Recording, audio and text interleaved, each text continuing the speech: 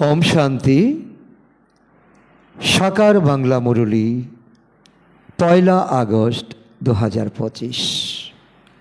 आज के बाबा बोलेছেন मिष्टि बाच्चारा তোমরা বাচ্চারাই বাবার কাছে প্রিয়। তোমাদেরকে শুধরানোর জন্যই বাবা শ্রীমত দেন। তাই সর্বদা ঈশ্বরীয় মত অনুসারে চলে নিজেকে পবিত্র বানাও। তো আজকের এই মহাবাক্যের মর্মার্থ হল, দাপর থেকে মায়ার আবন মনমত পরমত চালিয়ে জীবনের অর্থ থেকে শুরু করে চালচলন, জীবনযাত্রা, জীবনের মান সব ভুল শিখিয়েছে। ভগবান যা শিখিয়েছিল তার উল্টোটাই শিখিয়েছে।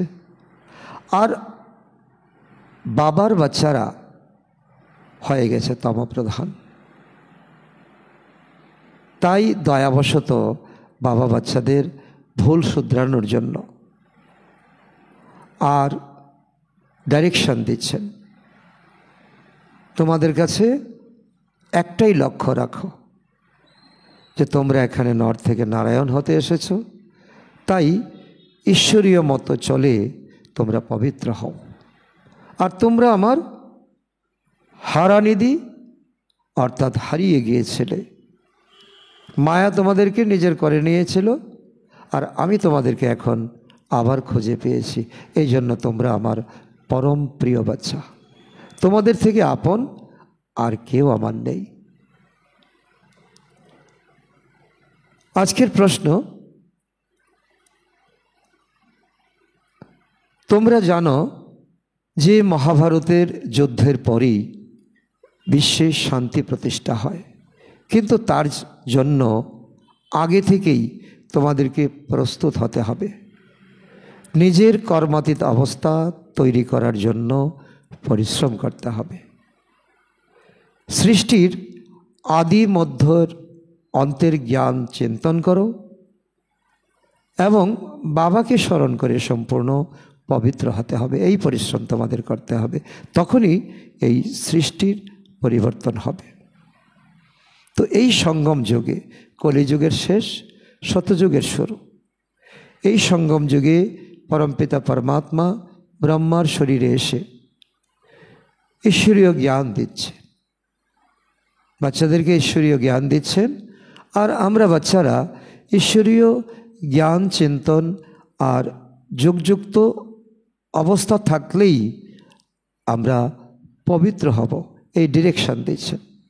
আর তাতেই আত্মারা আমরা কর্মাতীত অবস্থাতে আসতে পারি, ভগবানবাচ।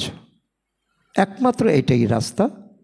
অর্থাৎ উচ্চ অবস্থা যখনই আমাদের হবে, তখনই মহাবিনাশ হবে।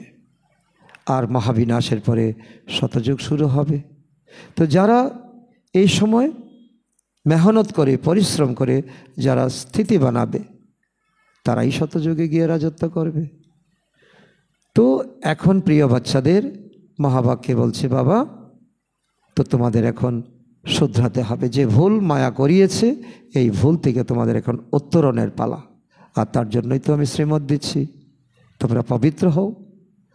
আর এখন প্রশ্ন উত্তরে বাবা বলছে যে আমার প্রিয় বাচ্চারা, কর্মাতীত অবস্থা যখন আসবে তখন দুনিয়াতে মহাবিনাশ হবে। আর তোমরাই যারা পরিশ্রম করছো, তোমরাই গিয়ে শতযুগে রাজত্ব করবে। আজকের গীত, আজ মানুষ অন্ধকারে রয়েছে। দুনিয়ার কি হাল হয়ে গেছে, ভাই ভাইকে মারছে, মারামারি, ঝগড়াঝাটি, এটা নিত্য নৈমিক এক ঘটনা হয়ে গেছে। ওম শান্তি। এই গানটা ভক্তি মার্গে গাওয়া হয়। ওরা বলে আমরা অন্ধকারে আছি, আমাদেরকে জ্ঞানের ত্রিনয়ন দাও। তো বাস্তবে ত্রিনয়ন হলো বুদ্ধির নেত্র, দিব্য দৃষ্টি। এই জ্ঞানের মাধ্যমে আমরা এই সময় প্রাপ্ত করছি। তো জ্ঞানের সাগরের কাছে মানুষ জ্ঞান চায়, তবে তারা সকলেই অজ্ঞানতায় আচ্ছন্ন। তারা হে হে বলে চিৎকার করছে। বলা হয় কলিযুগে সকলেই অজ্ঞানতার আসরিক নিদ্রায় আচ্ছন্ন, অর্থাৎ কুম্ভকর্ণ। ব্রহ্মাকুমারীরা জ্ঞানরূপী অমৃত ঢালছে, আর কুম্ভকর্ণের আরেক কান দিয়ে বেরিয়ে যাচ্ছে। বাবা বলছেন, বাচ্চারা, জ্ঞান তো খুব সহজ। ভক্তি মার্গে কত পরিশ্রম করে ভক্তরা, বেদ শাস্ত্র ইত্যাদি পাঠ করে, তীর্থযাত্রা করে, যজ্ঞ তপ করে, হরযোগ করে, গুরুর কাছ থেকে গিয়ে দীক্ষা গ্রহণ করে। এখন এগুলা যে ছাড়তে হবে। যদি সত্যযুগে যেতে চাও, পবিত্র হতে চাও, কর্মাতীত অবস্থা আসতে চাও, তাহলে এগুলো তোমাদের ছাড়তে হবে। জ্ঞান, ভক্তি, বৈরাগ্য। ভক্তিকে বৈরাগ্য করতে হবে, কারণ ওরা কেউই রাজ্য শেখাতে পারে না। রাজত্ব তো বাবাই এসে দেবেন। তার জন্য তো বাবা এই ড্রামাতে বাবাকে পাঠ দেওয়া হয়েছে। একজন মানুষ কখনো মানুষকে দিতে পারে না, রাজযোগের শিক্ষা দিতে পারে না। রাজযোগ বাবা, রাজযোগের দ্বারা এই ঈশ্বরের দেওয়া রাজত্ব আমরা প্রাপ্ত করতে পারি, আর এছাড়া কোনো মানুষ মানুষকে দিতে পারে না। কিন্তু এই রাজত্বকেই সন্ন্যাসীরা কি বলেছে, কাক বিষ্টার মতো সুখ। কারণ তারা নিজেরাই ঘর বাড়ি ত্যাগ করে জঙ্গলে যায়। জ্ঞানের সাগর বাবা ছাড়া এই জ্ঞান অন্য কেউ দিতে পারে না। আর সন্ন্যাসীদের ড্রামাতে এমন পার্টি নেই, তারা সত্যযুগে যাবে। সুতরাং তো যেমন শ্রীগাল বলে আঙ্গুর ফল টক, কারণ সে লাফিয়ে লাফিয়ে দেখলো আঙ্গুর ফলকে পাচ্ছে না, তখন বলছে আঙ্গুর ফল টক।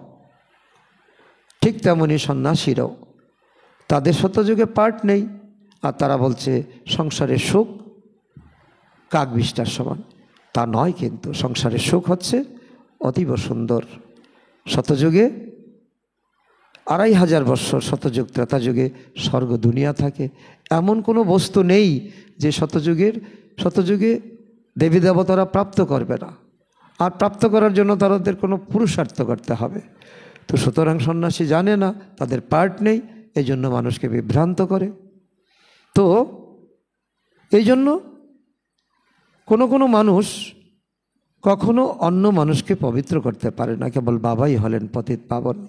ভক্তি মার্গে মানুষ ফেসে আছে, জন্ম জন্ম ধরে ভক্তি করে আসছে। তারা স্নান করতে যায়, এটাকে বলে তীর্থ স্নান করতে যায়। তো এমন নয় যে শুধু গঙ্গাতেই স্নান করতে যায়, যেখানেই জল আছে এমন পুকুর কিংবা দিঘি দেখে তো সেটাকেই পতিত পাবন নাম দিয়ে দিয়েছে, তীর্থস্থান নাম দিয়েছে। তো এখানেও গোমুখ আছে বলে এই বিশ্বাসে তারা গিয়ে ডুব লাগায়, মনে করে আমি পাপাত্মা পুণ্যাত্মা হয়ে যাব। আবার তারা বলে যে যত কিছু ল্যাপছেপ শরীরের মধ্যে পড়ে, আত্মার সঙ্গে তার কোনো সম্পর্ক নেই। সুতরাং যত পারো শরীরকে স্নান করাও, তাহলে পাপমোচন হয়ে যাবে। তো ঝর্ণা থেকে জল বেরিয়ে আসে, পাহাড়ের ঝর্ণা থেকে জল বেরিয়ে আসে, কুয়াতেও এইভাবে জল আসে। তো পার্থক্যটা কি? তো কোথাও নদীতে গিয়ে স্নান করা আর নিজের বাড়িতে কুয়ায় স্নান করা একই তো জল। পৃথিবীতে 3 ভাগ জল, 1 ভাগ স্থল। তো জলের কোনো রকম তারতম্য হয় না। সৃষ্টির আদিতে যতটা জল ছিল এখনও ততটাই জল আছে। তা সাইক্লিং হচ্ছে, রিসাইক্লিং হচ্ছে। তা বাষ্প হয়ে উপরে যাচ্ছে, আবার বৃষ্টি হয়ে নিচে নেমে আসছে। তাই খরার সময় জল নিচে নেমে যায়, বর্ষার সময় জল উপরে উঠে আসে। তো আকাশের মেঘ নিচে পড়ে, এটাই হলো বৈজ্ঞানিক ব্যাখ্যা। কিন্তু সেটাকে তো পতিত পাবনী গঙ্গা বলা যাবে না, কারণ পাহাড়ের জল, সমুদ্রের জল শুকিয়ে পাহাড়ে বরফ হয়ে সেই জল নিচে নেমে আসছে। সে কী করে পতিত পাবনী হতে পারে? মানুষ মনে করে এটাও একটা তীর্থ। অনেক মানুষ ওখানে ভাবনা নিয়ে যায় এবং স্নানও করে এবং বৎসর বৎসর যায়। তোমরা বাচ্চারা এখন জ্ঞান পেয়েছ, তোমরা অবিনাশী জ্ঞান পেয়েছ। তো তোমরা অন্যকে বললেও তারা মানতে চাইবে না, কারণ তোমরা যে জ্ঞান প্রাপ্ত করেছ, যারা ভক্তি করছে তারা তো ভক্তি করতেই থাকবে, ভক্তির প্রতি তাদের অগাধ বিশ্বাস। তো নিজের অনেক দেহ অহংকার তাদের রয়েছে, তারা বলে আমি এত এত শাস্ত্র পড়েছি, এত এত জ্ঞান আমার কাছে আছে। তো বাবা বলছেন যা কিছু তোমরা পড়েছ তো এটা হলো ভক্তির সামগ্রী, সেগুলো সব ভুলে যেতে হবে। যদি পরমাত্মার থেকে তুমি সম্পত্তি পেতে চাও, উত্তরাধিকার পেতে চাও, আর এই সময় পরমাত্মা এসে রাজযোগ শেখাচ্ছেন, রাজযোগ যুগে শিখতে চাও, তাহলে ভক্তির সামগ্রী ভুলে যাও। মানুষ যাতে এইসব বিষয় জানতে পারে, তাই বাবা বলেন তো এইসব পয়েন্টগুলো লিখে তো এরোপ্লেন থেকে বাইরে ছড়িয়ে দাও, মানুষের কাছে পড়বে, শহর এলাকায় ছড়িয়ে দাও। আজকাল মানুষ বলে তো কিভাবে শান্তি আসবে, তার জন্য কত মিটিং করে, কত সভা সমিতি করে। তো কেউ কোনো মতামত জানালে তাকে পুরস্কারে ভূষিত করে, তো বলে শান্তির পুরস্কার দেওয়া হয়েছে, কিন্তু ওরা তো শান্তি প্রতিষ্ঠা করতে পারে না। তারা মিটিং করে পায়রা ওড়ায়, তো এতে কি শান্তি আসবে? তো কোথায় শান্তি আছে, কোথায় শান্তি আছে তার অন্বেষণও করে, আবার মিটিংও করে, কনফারেন্স করে, আবার পায়রা ওড়ায়, মিথ্যে পুরস্কার দিয়ে দেয়। তোমরা এখন জেনেছ যে যুদ্ধের পরেই মহাযুদ্ধ হবে, অ্যাটমিক যুদ্ধ হবে, হাইড্রোজেন যুদ্ধ হবে, প্রাকৃতির 5 তত্ত্বের খেলা হবে, এ দুনিয়া ধুয়ে মুছে পরিষ্কার হবে, তারপরে বিশ্বে শান্তি প্রতিষ্ঠা হবে। তার আগেই ঈশ্বরীয় পরিকল্পনা। আর তোমরা যারা আমার থেকে হারিয়ে গিয়েছিলে, যারা ভক্তি কমপ্লিট করেছ, যারা এখন জ্ঞান প্রাপ্ত করছ, তোমরা এখন কর্মাতীত অবস্থা এলেই এই বিনাশ হবে, আর তোমরা নতুন দুনিয়াতে গিয়ে নতুন দুনিয়ার রাজত্ব করবে। তো এ হলো প্ল্যান, ঈশ্বরীয় প্ল্যান। আর এইভাবে সেটা সার্কেলিং হচ্ছে। তো প্রস্তুতি এমন পর্যায়ে যে কোনো সময় যুদ্ধ লেগে যায়, কেবল তোমরা বাচ্চারাই তৈরি হওনি, তার জন্য থেমে আছে। তো বাচ্চারা যখন তৈরি হবে তখন অটোমেটিক ড্রামাতেও পার্ট এভাবে লিপিবদ্ধ আছে, তোমরা কমপ্লিট, আর তখন ফাইনাল সিটি বাজবে, যুদ্ধ বিগ্রহ, প্রাকৃতিক বিপর্যয়। কর্মাতীত অবস্থায় পৌঁছানোর জন্যই তোমাদেরকে পরিশ্রম করতে হবে। তোমরা কমপ্লিট হয়ে গেলে তোমরাই তো গিয়ে রাজত্ব করবে। তো বাবা বলেছেন মামেকম স্মরণ করো, গৃহস্থ ব্যবহার থেকে কমল পুষ্পের মতো পবিত্র হও, আর সৃষ্টির আদি মধ্য অন্তের জ্ঞানকে চিন্তন করো। এই দুনিয়ার পরনিন্দা পরচর্চা করবে না, অন্যকে দেখবে না, শুধু নিজেকে দেখো, আর পরমাত্মার দেওয়া আদি মধ্য অন্তের জ্ঞান চিন্তা করো। আদিতে তুমি কোথায় ছিলে, মধ্যে কিভাবে মায়ার দ্বারা অভিসম্পাত হলে, আর এই অন্তিম সময়ে তুমি কিভাবে ব্রাহ্মণ হয়েছ। তোমরা লিখতে পারো, আর্টিকেল লিখতে পারো এবং বিভিন্ন কলম লিখতে পারো, যে ড্রামা অনুসারে আগের কল্পের মতো পুনরায় শান্তি প্রতিষ্ঠা করার জন্য পরমাত্মা এসেছেন ব্রহ্মার শরীরে, আমাদেরকে শিক্ষা দিচ্ছেন। তোমরা এটাও বোঝাতে পারো, বিভিন্ন মন্দিরে যেতে পারো, বিভিন্ন সভা সমিতিতে যেতে পারো, যে সত্যযুগেই সমগ্র বিশ্বে শান্তি থাকবে। এখানে অবশ্যই অশান্তি থাকবে, অশান্তির পরেই তো শান্তি, অশান্তি না হলে কেউ শান্তি চাইবে না। কিন্তু কেউ কেউ তোমাদের কথা একটুকু বিশ্বাস করে না। তোমরা কত পরিশ্রম করছো, প্রদর্শনী করছো, ভাষণ দিচ্ছ, পর্চা দিচ্ছ, এরোপ্লেন থেকে কাগজ ছড়াচ্ছ। ওরা যেহেতু স্বর্গে আসবে না, তাই শ্রীমত অনুসারে চলবেও না। এখানেও অনেকে আছে যারা শ্রীমত অনুসারে পবিত্র থাকতে পারে না। উচ্চ থেকে উচ্চ ভগবান তোমাদেরকে মত দিচ্ছেন, এটা মনমত নয়। তোমরা মনমতে চলেছ রাবণের দ্বারা অভিসম্পদ হয়েছ। তোমরা পরমতে চলেছ, গুরুর মতে চলেছ। এখন পরমাত্মা কি দিচ্ছেন? শ্রীমত দিচ্ছেন। তোমাদেরকে মত দিচ্ছেন, শ্রীমত প্রদান করছেন। কারোর চালচলন ঠিক না হলে তো লোকেকেও বলা হয়, চালচলন ঠিক না হলে বলা হয় ঈশ্বর তোমার সুমতি দিক। আর জন্মের সময় তোমার ভাগ্য যখন ব্রহ্মা যখন লিখেন তুমি কি শুয়েছিলে, এমনও কথা বলা হয়। তোমাদেরকে এখন ঈশ্বরীয় মত অনুসারে চলতে হবে। বাবা বলেছেন, বাচ্চারা তোমরা 63 জন্ম ধরে বিষয় সাগরে ধাক্কা খেয়ে এসেছ। এই তোমাদের জীবনযাত্রা 63 জীবন, দাপর থেকে কলিযুগের অন্তিম সময় পর্যন্ত, দাপর এবং কলিযুগ মিলে 63 জন্ম, অনেক ধাক্কা খেয়েছ। আর কেন ধাক্কা খাবে? কারণ তোমরা পরমাত্মার সন্তান। ধাক্কা তো তোমরা খাওয়া ঠিক না। তোমরা কি ধাক্কা খাওয়া উচিত? বাবা তো বাচ্চাদের সঙ্গেই কত কথা বলবেন। আর তোমরা যদি শোনো, তোমাদের জীবন অনেক মহিমাময় হয়ে যাবে। বাচ্চাদেরকেই তো বাবা শুধরাবেন। তোমরা ভুল করেছ, মায়ার প্রলোভনে পড়ে। আর মায়া কিন্তু তোমার রচনা।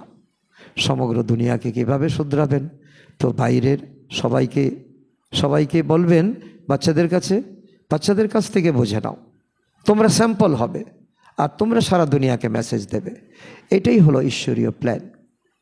আর তার জন্য তোমরা এখন তৈরি হচ্ছ। বাইরের কারোর সঙ্গে তো বাবা কথা বলতেই পারে না। এটা হলো গডস মিটিং। ভগবান আসে তার একনিষ্ঠ বাচ্চাদের সঙ্গে, প্রিয় বাচ্চাদের সঙ্গে, হারিয়ে যাওয়া বাচ্চাদের সঙ্গে, যারা এখন যজ্ঞের রক্ষক হয়েছে তাদের সঙ্গে মিটিং করতে। বাচ্চারাই বাবার কাছে প্রিয়। সৎপুত্ররা তো প্রিয় হতে, সৎপুত্ররা প্রিয় কখনো হতে পারে না। সুপুত পুত্র যারা তারাই প্রিয়। কুপুত্ররা কি প্রিয় হতে পারে? লৌকিক বাবু নিয়ম বানিয়েছে, সুযোগ্য সন্তানকেই সম্পত্তি প্রদান করেন। সব বাচ্চা সমান হয় না। বাবা বলেছেন, যে আমার হয়ে যায় তাকেই আমি উত্তরাধিকার দেই। যে আমার জন্য তন মন ধন ঈশ্বরীয় সেবায় লাগায়, তাকেই আমি উত্তরাধিকার প্রদান করি। আমার কাছে যা কিছু আছে। তো যারা আমার হয় না, আর তাদেরকে আমি জ্ঞানও প্রদান করি না, কারণ তারা এটা হজম করতে পারবে না। সকলের জন্য এই জ্ঞান নয়। এখন পৃথিবীতে 850 কোটি লোক আত্মা, আর সত্যযুগে যাবে 9 লাখ আত্মা। ত্রেতার অন্তমে আসবে 33 কোটি আত্মা। সবাই কি জ্ঞান শুনবে, হজম করতে পারবে না। তারা ভোগ বিলাসে ব্যস্ত থাকবে। তো শ্রীমত অনুসারে তারা চলতে পারবে না, হজমও করতে পারবে না। ওরা হলো ভক্ত আত্মা। ভক্তি নিয়ে তারা দাপাদাপি করবে, নাচানাচি করবে। বাবা অনেক কিছু দেখেছেন। আমরা সৃষ্টির শুরু থেকে এখন পর্যন্ত কি করেছি, কি না করেছি, সব কিছু বাবা দেখেছেন। তো বড় কোনো সন্ন্যাসী এলে তো তার সাথে অনেক ফলোয়ার্স হয়ে যায়, চাঁদা তোলা শুরু করে, নিজ ক্ষমতা অনুসারে চাঁদা দেয়। এখানে বাবা কখনোই এরকম চাঁদা তুলতে বলেন না। বাবা বলে, এটা তোমাদের পরিবারের সকলে মিলে তোমরা এই প্রতিষ্ঠানকে চালাও, এই যজ্ঞকে চালাও। তো এখানে যেরকম বীজ বপন করবে, যে যতটাই প্রদান করবে, তন মন ধন, 21 জন্ম কিন্তু তার ফল পাবে। যে কম করবে তার ফল কম, যে বেশি করবে তার 21 জন্ম ফল খুব সুখদায়ী হবে। তো মানুষ দান করার সময় ভাবে যে ঈশ্বরের উদ্দেশ্যে আমি দান করছি। হয় ঈশ্বর সমর্পণ বলে অথবা কৃষ্ণ সমর্পণ বলে। কৃষ্ণের নাম বলে কেন? এটা অনেক গভীরে বাবা আমাদেরকে নিয়ে যাচ্ছেন। তো কৃষ্ণের নাম বলে কেন? কৃষ্ণপ্রেমীদেরকে তো বোঝাতে হবে, কারণ কৃষ্ণকেই কি তার ভগবান মনে করে। এখানেই তো ভুল। শ্রী রাধা অর্পণম বলে না, ঈশ্বর অথবা কৃষ্ণ অর্পণম বলে। মানুষ জানে যে ঈশ্বরই ফল প্রদান করে। কেউ তো ধনী বাড়িতে জন্ম নিলে বলা হয় যে আগের জন্মে সে নিশ্চয়ই অনেক ধন দান পুণ্য করেছে, তাই এরকম সুখ সুবিধা পেয়েছে। রাজাও হতে পারে, কেউ জমিদারের ঘরে জন্ম নিতে পারে, কিন্তু সেগুলো সব ক্ষণিকের কাকবিষ্টা সমান। এটাকেই বলা হয় কাকবিষ্টা সমান।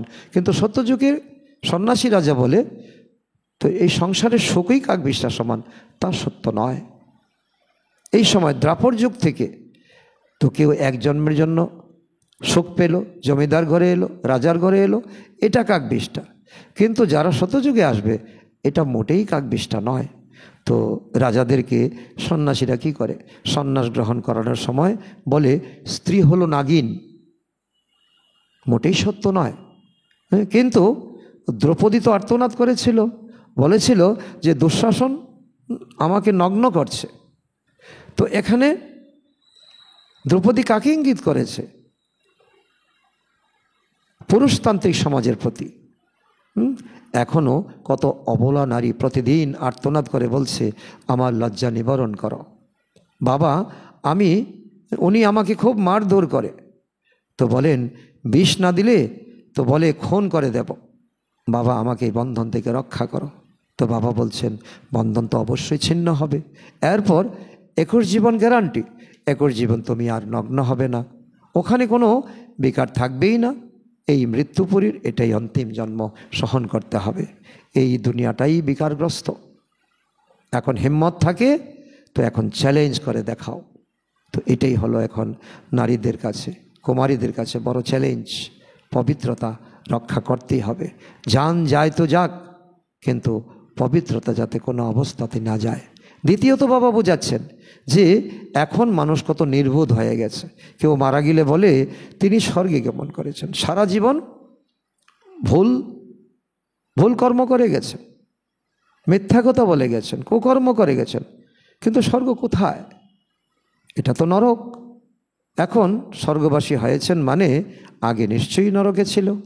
কিন্তু কাউকে যদি সরাসরি বলে যে সে নরকে আছে, তাহলে সে রেগে যাবে, নারাজ হয়ে যাবে। তো তোমাদের উচিত এরকম ব্যক্তিদেরকে পত্র লেখা, হিম্মত করো, ঈশ্বরের শক্তি তো আছেই। পত্র লেখা, উনি স্বর্গবাসী হয়েছেন মানে আপনি নিশ্চয়ই নরকে আছেন, ওনার সন্তান আপনার সঙ্গে ছিল, উনি নরক থেকে স্বর্গে গেছেন মানে আপনি এখনও নরকে রয়ে গেছেন, যুক্তি দিয়ে বলো। তো আমরা আপনাকে সত্যিকারের স্বর্গে যাওয়ার উপায় বলতে পারি। এই ব্রহ্মকুমারী ঈশ্বরীয় বিশ্ববিদ্যালয় আমরা বলতে পারি, আমাদের কাছে অথরিটি আছে। এই পুরাতন দুনিয়ার তো এবার বিনাশ হবে। খবরের কাগজে ছেপে দাও যে এই যুদ্ধের পরেই সমগ্র বিশ্বে শান্তি প্রতিষ্ঠা হবে, 5000 বছর আগের মতো। এখানে একটাই আদি সনাতন দেবী দেবতা ধর্ম ছিল। দুনিয়ার মানুষ বলে যে ওখানে কংস, জরাসন্ধ ইত্যাদি অসুর ছিল, ত্রেতা যুগে রাবণ ছিল। ওদের সঙ্গে কে তর্ক করবে বলো? ওরা জ্ঞানের হম্বিতম্বি করবে। জ্ঞান আর ভক্তিতে দেখো দিন আর রাত্রের পার্থক্য। তো যারা তর্ক করে তারা মহামূর্খ, শাস্ত্রের নিয়ে তর্ক করছে। শাস্ত্রের জ্ঞান তো দ্রাপর যুগের ভক্তি মার্গের বাদীরাই বানিয়েছে। তো এত সহজ কথাগুলো খুব কম জনের বুদ্ধিতে ধারণ হয় বা হজম হয়, তাই এরকম স্লোগান বানাতে হবে। এই যুদ্ধের পরেই ড্রামা অনুসারে বিশ্বে শান্তি প্রতিষ্ঠা হবে, সুন্দর স্লোগান। তো বিভিন্ন জায়গায় তো এইরকম স্লোগানকে প্রচার করতে শুরু করো, প্রতিকল্পেই তো এইভাবে বিশ্বে শান্তি প্রতিষ্ঠা হয়, এটাও একটা স্লোগান। এবং তারপরে কলিযুগে অন্তিমে আবার অশান্তি হয়ে যায়, শতযুগেই শান্তি থাকবে। তোমরা এটাও লিখতে পারো যে গীতাতে এরকম ভুল করার জন্যই আজ ভারতের এই অবস্থা। কি ভুল? পুরো 84 জন্ম নেওয়া শ্রীকৃষ্ণের নাম জুড়ে দিয়েছে, তাকে ভগবান বলে টাইটেল দিচ্ছে, তো নারায়ণের নাম লেখেনি। তার ক্ষেত্রে তো তবু সম্পূর্ণ 84 জন্মের থেকে কিছুদিন কম হয়। কৃষ্ণের পুরো 84 জন্ম।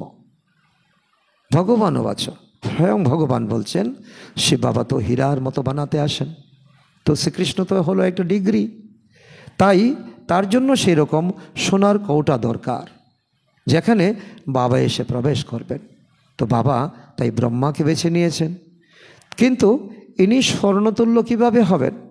ব্রহ্মাকে বেছে নিয়েছেন, ব্রহ্মার শরীরে প্রবেশ করেছেন, তাই তো সঙ্গে সঙ্গে ব্রহ্মা বাবাকে সাক্ষাৎ করিয়েছেন যে তুমি বিশ্বের মালিক ছিলে, আবারও তুমি মালিক হবে, কেবল আমাকে স্মরণ করে তুমি পবিত্র হও, এটাই তোমার পরিশ্রম। পবিত্র হও, কর্মাতীত হও, আর এই দুনিয়াতে বিনাশের প্রস্তুতি চালাচ্ছে, তুমি তোমার প্রস্তুতি চালাও। বিনাশ হয়ে গেলে তুমি গিয়ে রাজত্বভার গ্রহণ করবে।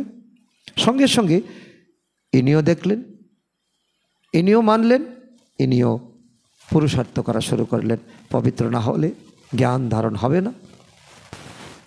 বাঘিনীর দুধের জন্য সোনার পাত্র চাই, ব্রহ্মা বাবা সেই সোনার পাত্র। আর এই সময় যারা জ্ঞান শুনছি, আমরা সকলে জ্ঞান শুনছি, শোনাচ্ছি, তো সকলকেই এখন বুদ্ধিরূপী পাত্রটাকে সোনার করা চাই। প্রতিটা ভগবানের কথাকে হৃদয়ঙ্গম করা চাই।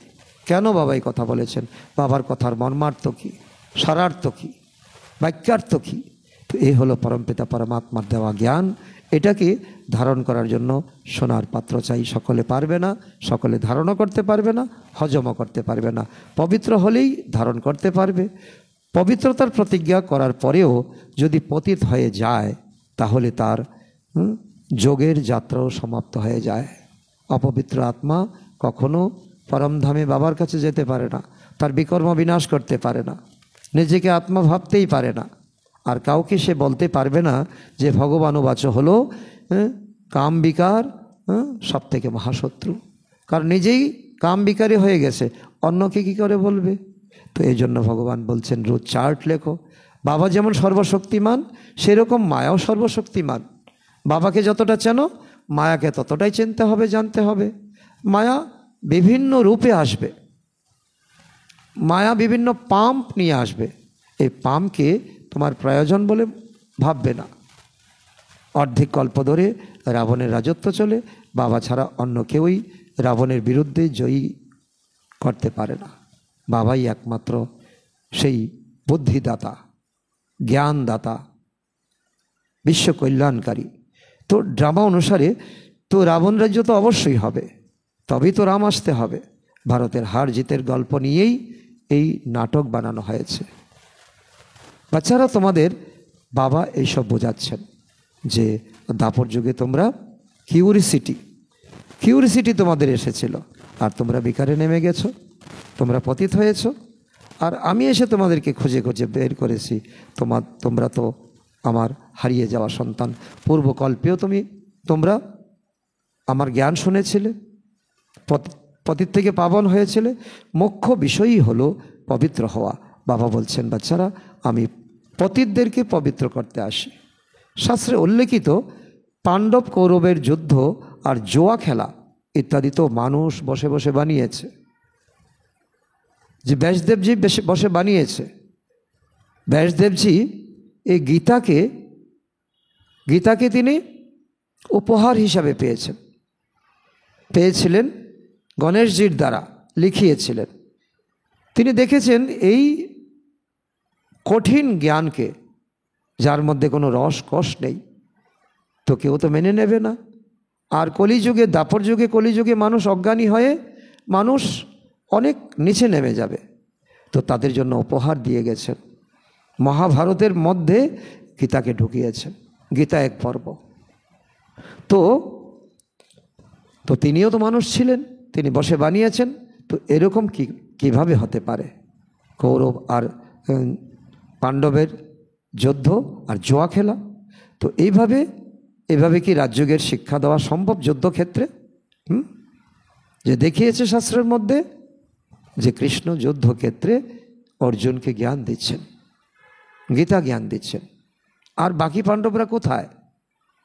তো অনেক প্রশ্ন যখন আমরা তুলি, তখনই বাবার প্রয়োজন হয়ে পড়ে।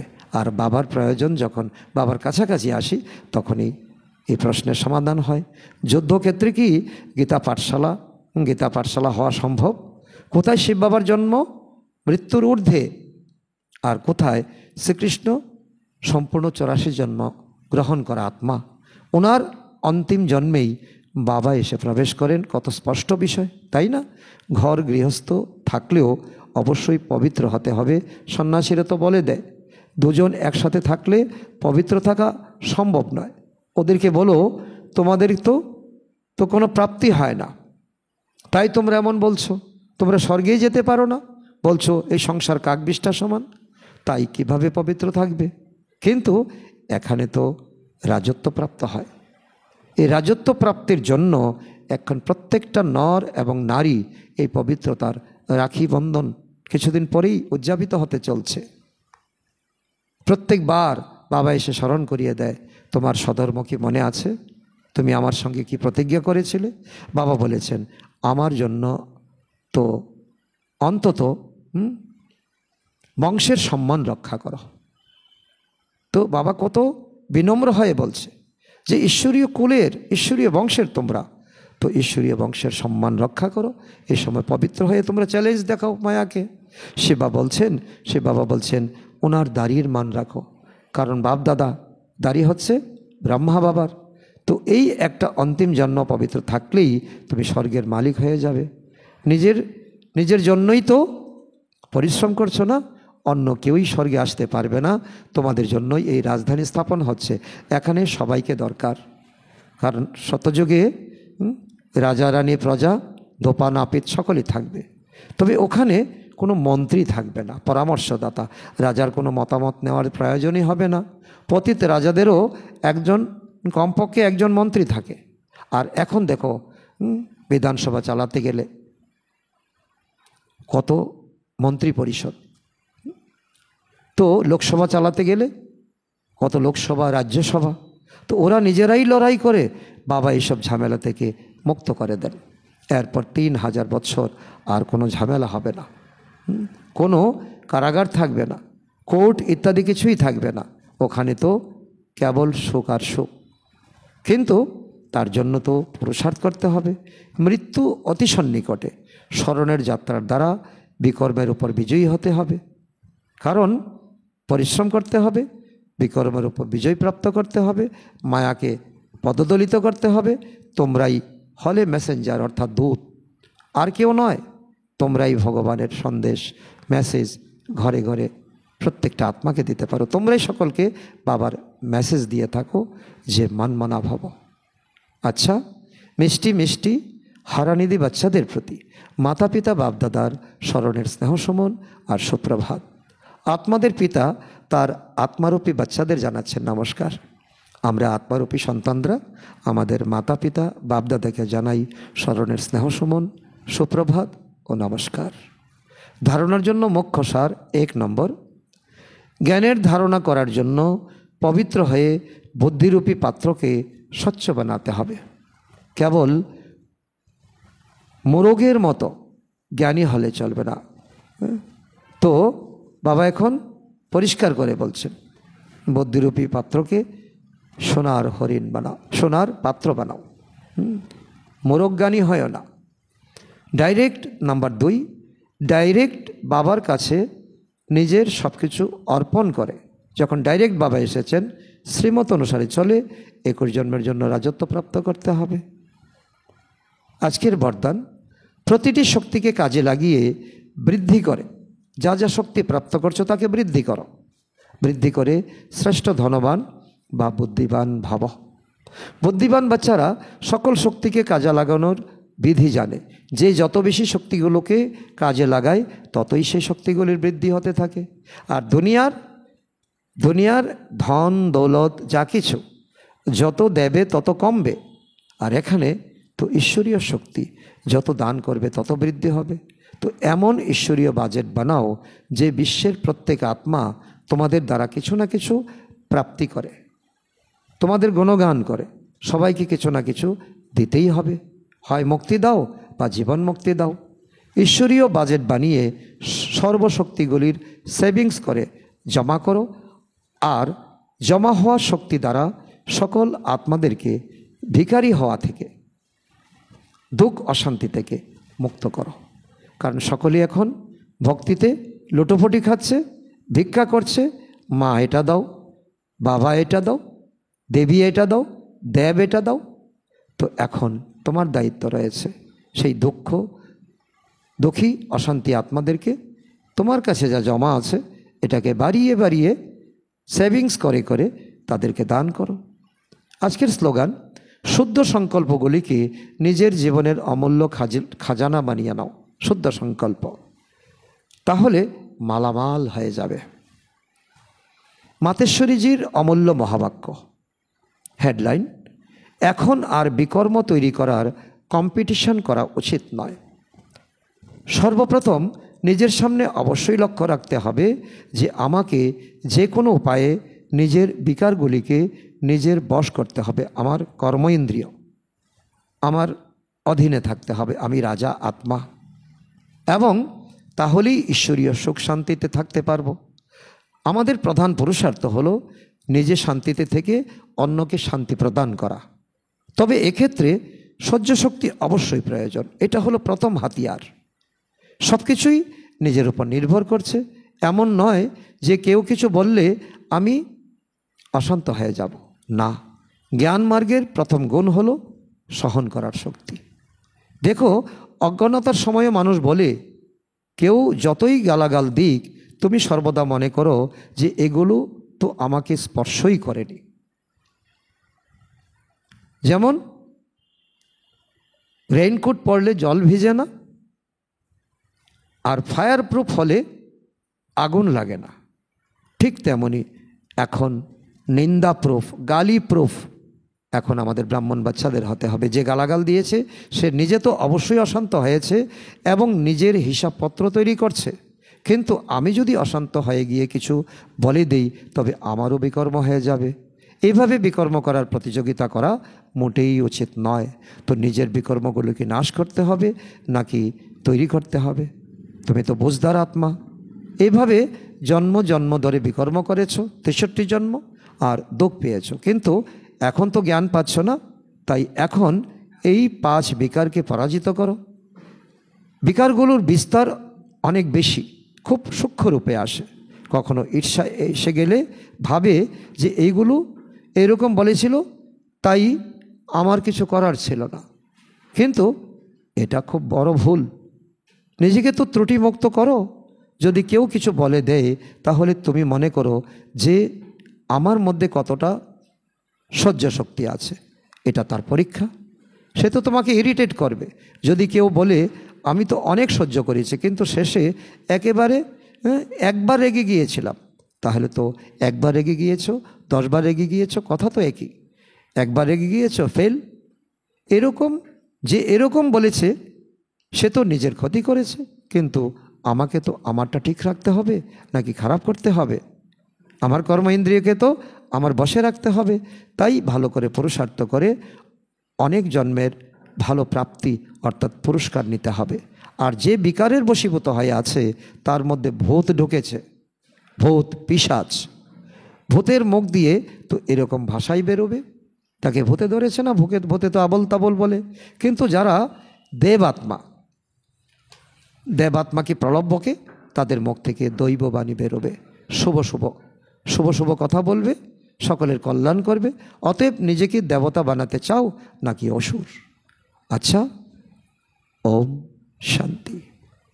অব্যক্ত ইশারা: সহযোগী হতে হলে পরমাত্ম প্রেমের অনুভবী হও। তো গত মাসে ছিল, তো শক্তি জমা করো, সংকল্প শক্তি জমা করো। আর এই অগাস্ট মাসের সারা মাসের অব্যক্ত ইশারা, সহযোগী হতে হলে পরমাত্ম প্রেমের অনুভবী হও। তো আজকের পয়েন্ট, পরমাত্ম প্রেমের অনুভবী হও। তো এই অনুভব দ্বারা সহযোগী হয়ে উঠতে থাকবে। পরমাত্ম প্রেম হলো উঠতে থাকার সাধন। যে উঠতে থাকে সে কখনো ধরণীর আকর্ষণে আসতে পারবে না, নিচে সে আসবেই না। সে হালকা হয়ে গেছে। মায়ার যত বড়ই আকর্ষিত রূপ হোক, সে আকর্ষণ উঠতে থাকা আত্মার কাছে পৌঁছাতেই পারবে না। তো এই হলো আজকের অব্যক্ত ইশারা। তো আজকের সমান আমি শ্রেষ্ঠ ধনবান বা বুদ্ধিবান আত্মা। আচ্ছা, ওম শান্তি।